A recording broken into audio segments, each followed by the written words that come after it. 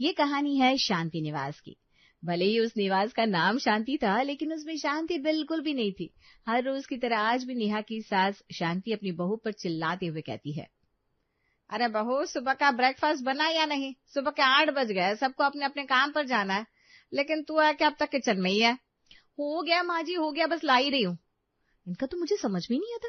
जिस दिन जल्दी खाना बना कर रख दो तो उस दिन इस बात पर बहस करने लगेंगी, जल्दी क्यों बनाया, और जिस दिन थोड़ा सा लेट हो जाए तो आए दिन आकर सुनाने लगेंगी, लेट क्यों बनाया।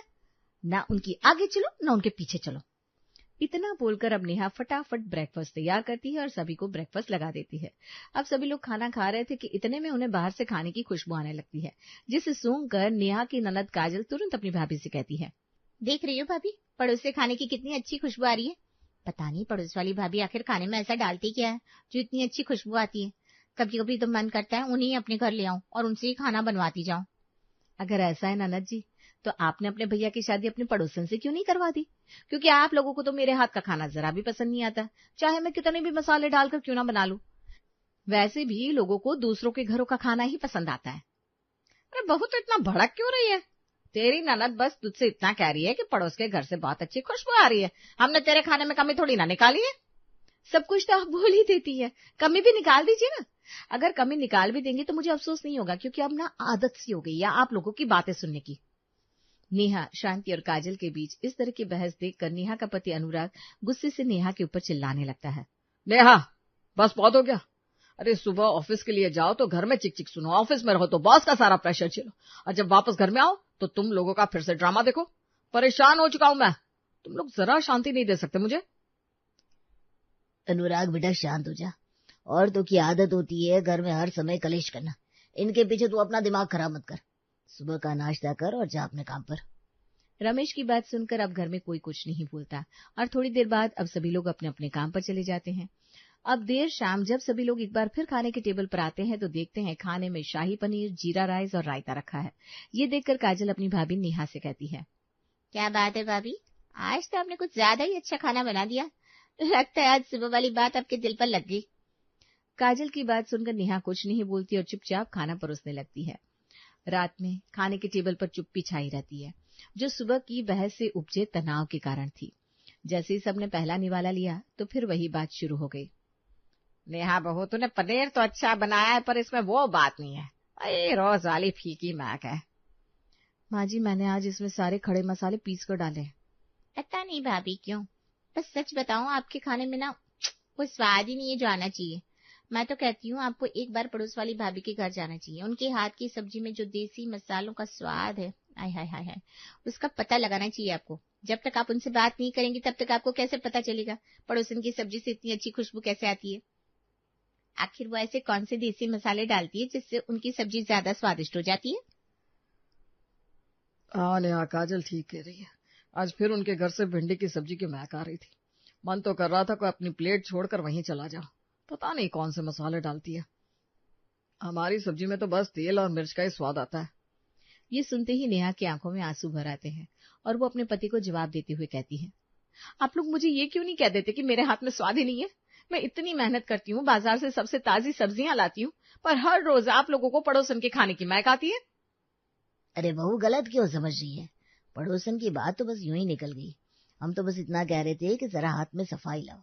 उनकी सब्जी में देसी मसालों का स्वाद है, जबकि तुम्हारी सब्जी में महज तेजी है, स्वाद नहीं है। रमेश की बात सुनकर नेहा के सब्र का बांध टूट जाता है। पिताजी, ये तेजी मेरे खाने में नहीं बल्कि आपके तानों में है। मैं हर रोज एक ही तरह के मसालों से खाना बनाती हूँ, पर हर रोज पड़ोस की महक आपको मेरे खाने से ज्यादा प्यारी लगती है। क्या करूं मैं? क्या पड़ोसन के पैर छूकर पूछूं वो कौन से जादुई मसाले डालती है? नेहा, ये क्या बदतमीजी है? अपने बड़ों से ऐसे बात करते हैं? तेरे पिताजी तुझे समझा रहे हैं। और हाँ, अगर तू अपने अहंकार को छोड़कर एक दिन पड़ोस वाली ममता से जाकर पूछ लेगी तो तेरी बेइज्जती नहीं हो जाएगी। उनकी शादी को 20 साल हो गए और वो पूरे मोहल्ले में अपने खाने के लिए जानी जाती है। तू बस रोज किचन क्वीन बनने की कोशिश करती है। अपने घर में इस तरह का माहौल देखकर अनुराग को बहुत गुस्सा आता है और वो प्लेट फेंक देता है और गुस्से में बौखलाते हुए कहता है, माँ बस भी करो, और यहाँ तुम भी। मैं चला, ऑफिस से आते ही फिर ये झगड़ा सुनने के लिए नहीं बैठना मुझे। अनुराग बिना खाना खाए उठ जाता है और कमरे में चला जाता है। नेहा चुपचाप अपने आंसू पोंछती है और प्लेटें साफ करने लगती है। अगले दिन सुबह नेहा चाय बना रही थी, तभी उसे पड़ोसन ममता भाभी की रसोई से फिर एक अजीब सी पर बहुत ही मनमोहक महक आती है। उस खुशबू को सूंघकर अब नेहा अपनी बालकनी में जाती है और उसके किचन की तरफ झांकने लगती है। आखिर मैं भी तो देखूं पड़ोसन अपनी सब्जी में ऐसा कौन सा मसाला डालती है जिसकी खुशबू पूरे मोहल्ले में फैल जाती है। नेहा अपनी बालकनी से पड़ोसन के किचन की तरफ झांक रही थी, पर फिर भी उसे कुछ नजर नहीं आता। उसके बाद नेहा अपने हाथों को पटकते हुए एक बार फिर किचन में जाकर चुपचाप खाना बनाने लगती है। लेकिन पड़ोसन के घर की खुशबू इतनी तेज थी कि शांति निवास के घर के अंदर तक आ रही थी।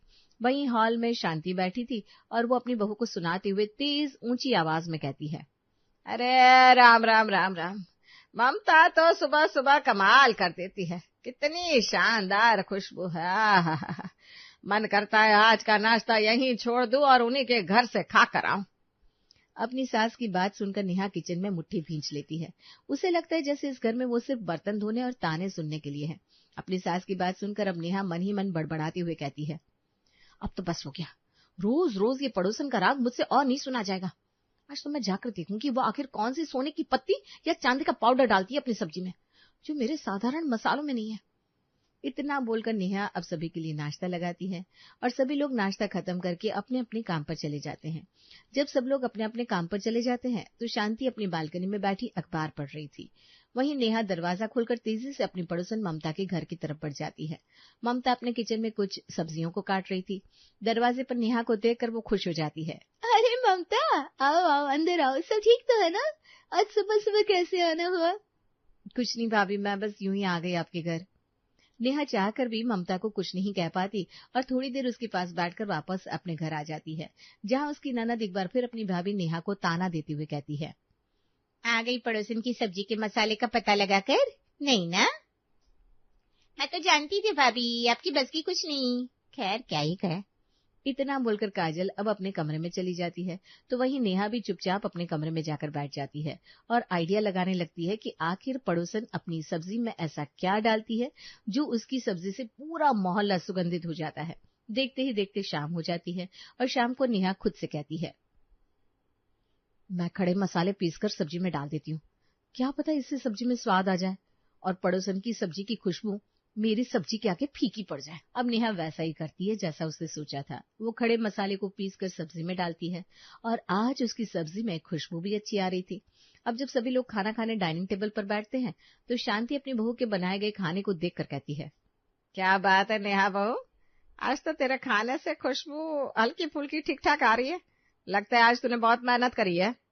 शांति ये बात बोलती है कि इतने में ममता अपने हाथ में एक सब्जी और खीर की कटोरी लेकर आती है और देते हुए कहती है, मैंने आज अपने घर में कढ़ाई पनीर और ये खीर बनाया है, सोचे आप लोगों को दे दूं। अरे ममता, ये तूने बहुत अच्छा किया, वैसे भी तेरे खाने की खुशबू हमें पागल कर देती है। हाँ ममता भाभी, माँ बिल्कुल ठीक कह रही है। आप ये सब्जी और खीर लेकर आई, सच में अब तो लगेगा खाने का जायका पूरा हो जाएगा। सबकी बातें सुनकर ममता मुस्कुराती है और वहां से चली जाती है। अब ममता के जाती है उसके घर में एक महायुद्ध शुरू हो जाता है। ममता भाभी के हाथ की बनी सब्जी और खीर तो मैं ही खाऊंगा, चाहे कुछ भी हो जाए। जी नहीं, भाभी के हाथ का खाना मैं खाऊंगी। वैसे भी नेहा भाभी के हाथ का खाना खाकर मुझे मजा नहीं आता। अरे ये खाना कोई नहीं खाएगा, ये खाना मैं खाऊंगी क्योंकि ममता ने ये खाना मेरे लिए दिया है। अरे वही इतना लड़ क्यों रहे हो, थोड़ा थोड़ा बांट लो सबने। अपने घर में ममता के हाथ के खाने के पीछे इस तरह लड़ते झगड़ते देखकर नेहा को बहुत अजीब लगता है, पर वो किसी से कुछ नहीं बोलती और अपने कमरे में चली जाती है। अब वो ठान लेती है कि वो पता लगा कर रहेगी कि आखिर वो खाने में ऐसा क्या डालती है जिसके पीछे उसका पूरा ससुराल पागल है। अब अगली सुबह नेहा एक पुरानी साड़ी पहन लेती है और एक लंबा सा घूंघट कर लेती है। उसे इस तरह देखकर उसके ससुराल वाले हैरान हो जाते हैं। अरे भाभी, ये क्या, ये कैसा लुक अपना लिया आपने? मेरा मतलब है आज की बात क्या आप नौकरानी की तरह इस घर में रहेंगी? नहीं नाना जी, मैं इस घर में नौकरानी की तरह नहीं रहूंगी, बल्कि मैं नौकरानी की तरह पड़ोसन के घर में रहूंगी। आप लोगों को उनकी सब्जी पसंद है ना, इसलिए मैं उनके घर में कुछ दिन काम करने के बाद ये पता करूंगी कि आखिर वो सब्जी में ऐसे कौन से मसाले डालती है जिससे उनके घर में इतनी अच्छी अच्छी खुशबू आती है। अरे वाह बहू, पहली बार तूने समझदारी से काम लिया है, जा जा जा जल्दी जा। शांति की बात सुनकर नेहा अपने घूंघट को और लंबा कर लेती है और पहुंच जाती है ममता के घर। अब ममता घूंघट में एक औरत को अपने घर पर देखकर उससे सवाल करती है, तुम कौन हो बहन, और मेरे घर में किस लिए आई हो? मालकिन, हमारा नाम धन्नो है। हम ये घर में काम खोजते आए हैं। हमको कोई बताया कि आपको नौकरानी की जरूरत है, इसीलिए हम यहाँ आ गए। अब आपको नौकरानी का जरूरत है और हमको काम का, तो अब हमें काम पर रख लीजिए ना।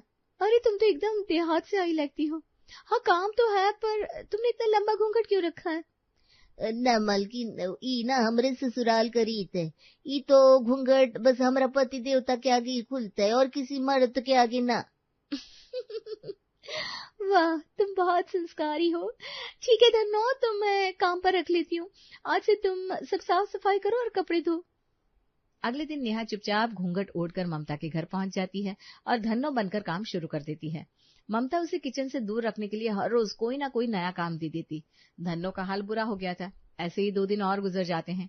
शाम का वक्त, ममता के पति सुरेश ऑफिस से आते हैं और धन्नो को घूंघट में काम करते देखते हैं। अरे कौन है ये ममता? ये नई काम वाली है क्या? और इस तरह घूंघट में क्यों रहती है? तुम अपना घूंघट हटा क्यों नहीं लेती? जी मालिक, हमारा नाम धन्नो है और ये घूंघट हमारे पति देवता की खातिर है। उनके अलावा हम किसी के आगे घूंघट ना हटाते। अरे वाह ममता, तुम्हारी काम वाली तो बहुत संस्कारी है। कोई बात नहीं धन्नो, आराम से काम करो। सुरेश अंदर चले जाते हैं। नेहा तुरंत किचन की तरफ जाने की कोशिश करती है ताकि कुछ तो पता चले, तभी ममता उसे रोक लेती है। मालकिन, हमको चाय पीने का मन है। रोज रोज काम करके ना पेट सूख गया है। हम आपके लिए एकदम बढ़िया चाय बना देगा। हमको चाय बनाना बहुत अच्छे से आता है मालकिन। अच्छा धन्नो, तुम्हें चाय अच्छी बनानी आती है? खैर अभी इसे छोड़ो, मुझे ये बताओ, तुम्हें चाय अच्छी बनानी आती है या फिर जूते पॉलिश करना? जूते पॉलिश? ना मालकिन, ये हमको ना आता। हमको बस चाय पानी और खाना बनाना आता है। हम अपने घर में महारानी थे। नहीं नहीं नहीं, चाय तो मैं खुद बना लूंगी। और क्योंकि तुम चाय बहुत अच्छी बनाती हो और जूते पॉलिश करने नहीं आते, इसलिए काम करो, तुम जाओ और सुरेश जी के सारे जूते एक एक करके चमका दो। एकदम नए जैसे दिखने चाहिए। आज तुम्हारा यही काम है। नेहा गुस्से से लाल हो जाती है। वो खींचते हुए जूते उठाती है और कोने में बैठ जाती है। क्या करूं इस सौतन की सब्जी का? ये तो हमको किचन में चटनी पीसने भी ना देगी। इसी वक्त ममता किचन से सब्जी की कटी हुई प्लेट लेकर बाहर आती है और देखती है धन्नो जूते पॉलिश करते करते रोने लगी है। अरे धन्नो, तुम रो क्यों रही हो? क्या हुआ? काम ज्यादा है क्या? नेहा का सब्र का बांध टूट जाता है। वो अपनी निराशा और अपमान सह नहीं पाती। जोर से जूता और ब्रश जमीन पर पटकती है। बस अब बहुत हो गया ममता भाभी। नेहा तेजी से अपना लंबा घूंघट हटाती है और ममता के सामने खड़ी हो जाती है, पर ममता उसे देखकर बिल्कुल भी नहीं चौंकती। ममता भाभी बस बहुत हो गया। मैंने आपके घर के मसाले जानने के लिए न जाने क्या क्या किया। आपके घर में नौकरानी बनकर इतना काम किया, लेकिन आज तक आपने मुझे अपने किचन में जाने नहीं दिया। मेरे घर वाले रोज मुझे ताने देते हैं। मैं नहीं जानती आप अपनी सब्जी में ऐसे कौन से मसाले डालती हैं जिससे पूरा मोहल्ला सुगंधित हो जाता है, पर मैं इतना जानती हूँ आप जो कुछ भी बनाती है, जो भी मसाले बनाती है, उन मसालों का राज मैं जानना चाहती हूँ, और मैं उन सबको जानने के लिए यही धन्नो का रूप लेकर आपके घर आई थी। नेहा, मैं कोई नए मसाले नहीं डालती।